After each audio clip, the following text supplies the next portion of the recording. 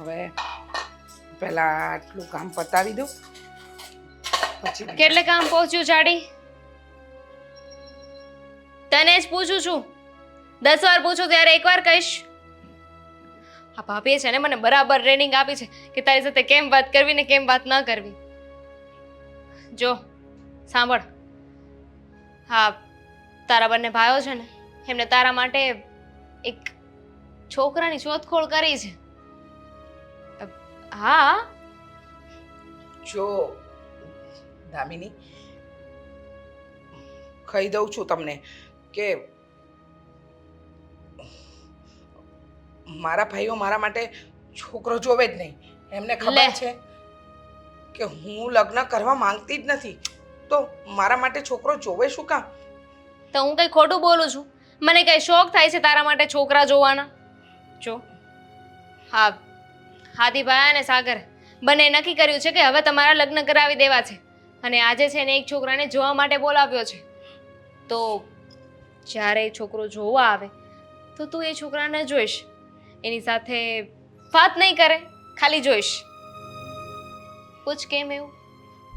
પણ શું કામ મને જોવા આવે અને હું શું કામ વાત ન કરું? જો મારે લગ્ન નથી કરવા તો પછી આવી કરવા પડશે. બહુ સાંભળી લીધું કે લગ્ન નથી કરવા, નથી કરવા. કહ્યું ને અમે કે લગ્ન કરવાના છે એટલે કરવાના છે. અત્યાર સુધી શું કહેતા હતા કે મારા બંને ભાઈઓએ ના પાડી છે, કહ્યું છે કે અહીંયા રહેવાનું છે. જ્યારે એ બંને ભાઈઓ તમારા માટે મૂર્તિઓ ગોતીને લાવ્યા છે તો તમને લગ્ન કરવામાં શું વાંધો છે? હંમેશા અમારા પનારે જ પડવું છે તમારે? અરે મારે કોઈના પનારે નથી પડવું. બસ તો પછી છોકરો જોવા આવે ને એટલે છોકરાને આ પાડી દેજો. છોકરો સારો છે, રૂપનો અંબાર છે, એકદમ તમારી સાથે ફિટ થાય ને એવો. તમે એ છોકરાને જોશો ને એટલે તમને બહુ ગમી જશે. જુઓ, તમે ગમે એટલી બળજબરી કરશો ને પણ હું કોઈ લગ્ન કરવા તૈયાર નથી અને હું હા પણ નહીં પાડું. કારણ કે મારે લગ્ન કરવા જ નથી અને સાગર અને આદિને પણ ખબર છે. એ લોકો કોઈ દિવસ આ કામ કરે જ નહીં મારા માટે. આર યુ શ્યોર કે તારે લગ્ન નથી જ કરવા? હા, આમાં ખોટું શું છે? જો હું સાવ સાચું કહું ને તો તમે ખોટી બળજબરી કરો છો અને મારી સાથે ખોટી આ માથાપચ્ચી નહીં કરો. કરવી પડે છે. શું કરવું? મારી પણ મજબૂરી છે ને. તમને આ ઘરમાં રહેવા નથી દેવાના. અને તમને શું લાગે છે મેં ગમે તેવા છોકરા સાથે તમારા લગ્ન કરાવી દઈશું? અરે પણ હું તમને લોકોને ક્યાં નડું છું? હવે એ તો બહુ મોડું થઈ ગયું છે. નડો છો, નથી નડતા. હવે તો છોકરો જોવા આવવાનો છે. જો તમે ના પાડી દેશો, કેમ કહેશો કે મારે લગ્ન નથી કરવા, તો તમારા ભાઈઓની ઇજ્જત જશે. તો હું સાગર અને આદિ સાથે વાત કરું છું કે એ લોકોને ખબર છે કે મારે લગ્ન નથી કરવા, છતાં પણ એ લોકોએ કોઈ છોકરાને મારા માટે શું કામ પસંદ કર્યો અને શું કામ બોલાવ્યો અને મારી મરજી જાણ્યા વગર મારે હા જ પાડી દેવાનું એવું પણ શું કામ કહ્યું? હું મારા બંને ભાઈઓ સાથે હમણાં જ વાત કરું છું. આવું તો મારા ભાઈઓએ નથી કહ્યું. આવું અમે કહીએ છીએ, હું અને મારા ભાભી, કે તમારે એ છોકરાને હા પાડવાની છે. પૂછો કેમ? પણ શું કામ? જો તમે હા નહીં પાડો, એની સાથે લગ્ન નહીં કરો ને, તો પછી તમારા બંને ભાઈઓ આ જીવન એમના એકલા રહેશે. એટલે એમ કે હું અને મારા જેઠાણી અમે બંને આ ઘર મૂકીને જતા રહીશું, તમારા ભાઈઓને મૂકીને જતા રહીશું. પછી પછી શું કરશો? પછી આ બધો આરોપ તમારા ઉપર આવશે કે નણંદના કારણે ભાભી ઘર મૂકીને ભાગી ગઈ. એવું ઈચ્છો છો કે તમારા ભાઈનું જીવન આવી રીતે એકલા એકલા જાય? નહીં ને. ભાઈનું ઘર બરબાદ કરવા નથી માંગતા ને? તો હા પાડશો ને? હા પાડીશ ને? હા. આવી રીતે મોઢામાંથી બોલવાનું અને એ લોકો આવે ને ત્યારે અમે જે પૂછીએ ને એના જ જવાબ આપવાના. વધારાનું કંઈ નહીં બોલવાનું. ઓકે? સારું. પણ જુઓ, તમે આ બધું ખરાબ કરી રહ્યા છે, ખોટું કરી રહ્યા છે, બધી જ અમને ખબર છે. બેડ કર્મ આઈ નો, પણ હવે શું કરવું? મજબૂરી છે ને, એટલે કરવું પડશે. જ્યારે ત્યાં અમે તમને કહીએ ને કે ડોકું ધૂણાવો તો હા પાડજો. ચાલો ફટાફટ કંઈક બનાવી નાખો, છોકરો જોવા આવે છે.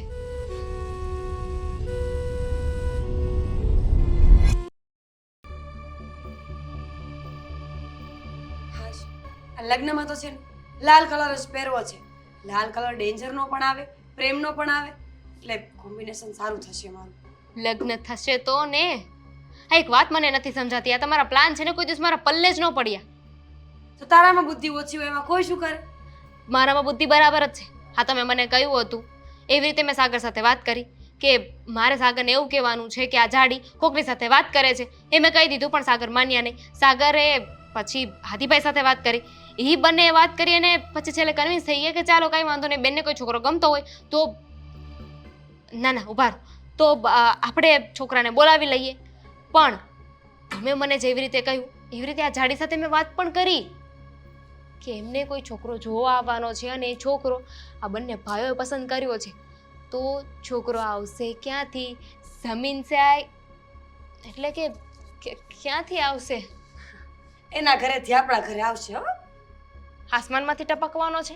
નહીં, પાતાળમાંથી આવવાનો છે? એના મમ્મીએ એને ખવડાવી પીવડાવીને બરાબર મોટો કર્યો છે. હાય, મેં તો જાડીને એવું કહ્યું કે છોકરો રૂપનો અંબાર છે, બહુ સારો છે. છોકરો રૂપને અને દેખાવને શું લેવા દેવા હોય? રૂપાળા તો માણસ મનથી હોય, દિલથી હોય. એ વાત એ સાચી, પણ છોકરો છે ક્યાં? કોણ આની સાથે લગ્ન કરશે? મને તો એ નથી સમજાતું. આ તમારી પાસે છોકરો,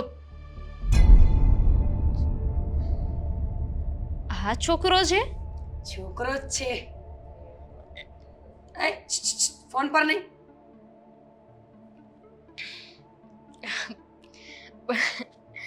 આ જાડી સાથે લગ્ન કરી લે છે? કરી લેશે. હા, પણ કેવું પડે? આ બંનેની જોડી બહુ મસ્ત જામે એવી છે. એમના છોકરા કેવા હશે? લગ્ન તો થવા દે મારી બેન. તું તો પણ કેટલું આગળ વિચારી લે છે. ખયાલી પુલાવ. એટલે મને એવો વિચાર આવતો હતો કે આપણે આ જાડીને તો કહી દીધું છે, એને મનાવી લીધી છે અને મેં એને કહી દીધું છે કે છોકરો જોવા આવે ને ત્યારે એને હા જ પાડવાની છે. એ હા પાડી દેશે. ધમકી એ મારી દીધી છે મેં. પણ આ છોકરો હા પાડશે? હું જોઈ લઈશ બધું. અમારા ભાઈએ બતાવ્યું છે.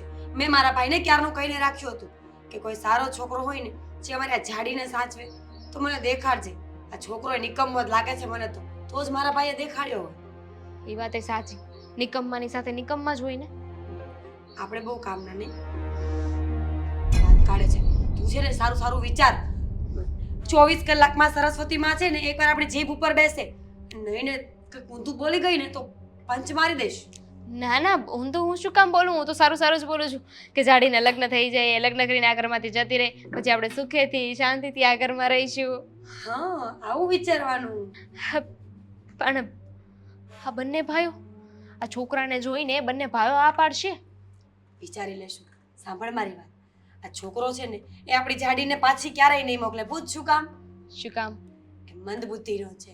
એને બિચારાને જોઈએ જ છે કે કોઈ એની કેર કરે, કોઈ 2 ટાઈમનું જમવાનું આપે, એનું ધ્યાન રાખે. અને આ જાડી એવું બધું કરશે તો ઓલાને લગાવ થઈ જશે.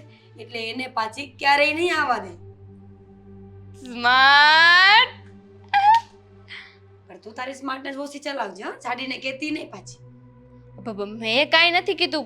હું શું કામ કહું? મને તો તમે જેટલું કીધું હતું ને એટલો મેસેજ મેં ડિલિવર કરી દીધો છે. પણ જો આ બંને ભાઈ કે જાડી બેમાંથી એકે ના પાડી દીધી ને લગ્ન કરવાની, તો મેં જાડીને કીધું છે કે અમે આ ઘર મૂકીને જતા રહીશું. આ કોઈ નહીં માને તો ઘર મૂકીને જવું પડશે. તને એવું લાગે છે ખાલી ધમકીઓ આપવા માટે હોય છે, એના પર અમલ કરવા માટે નથી હોતી. અને આ બંને ભાઈઓને ખબર પડી ગઈ તો કે આપણો પ્લાનિંગ હતો? નહીં, ટેન્શન ના લે. મેં છે ને પેલા પાડ બાંધે ને પછી પાણી ખુલ્લું મૂક્યું છે એટલે પાડની ઓલી બાજુ નહીં જાય. હા ને, બસ તું તારી જીભડી ટૂંકી રાખ. ખાલી કેમ તું ભૂલ્યો કરે છે. તમે મારા પર શેનો ગુસ્સો કરો છો? તો શું કરું? મારા બધા પ્લાન બનાવેલા હોય ને એમાં તું હંમેશા કંઈક ને કંઈક એવું બોલે ને મારું દિલ તૂટી જાય. ઠીક છે, હવે છે ને પ્લાન તમે બનાવજો, પ્લાનમાં અમલ તમે જ કરજો ને બધું તમે જ કરજો. ઠીક છે, તો કેન્સલ કરો લગ્ન. રાખો જાડીને અહીંયા. મારે શું? તમે જ વધારે હેરાન થશો. ઘરના મોટા બહુ તો તમે છો ને. તને એવું લાગે છે કે હું હેરાન થઈશ? હું તો છટકીને ભાગીને મારા મમ્મીને ત્યાં વહી જઈશ. છોડો ને, હવે જૂની વાતો ભૂલી જાઓ અને નવેસરથી નવી ગીલીનો નવો દા. એક મિનિટ. હા સાગર, છોકરો હજુ નથી આવ્યો, તમે આવી જાઓ અને સાથે 2-3 કિલો મીઠાઈ લેતા આવજો. 2-3 કિલો કેમ? 5 કિલો. 5 કિલો લેતા આવજો. ના ના, એક કામ કરો, 10 કિલો લેતા આવો. 5 કિલો જાડીને જોશે ને, 10 કિલો લેતા આવો. હા, હવે 10 કિલો મીઠાઈ.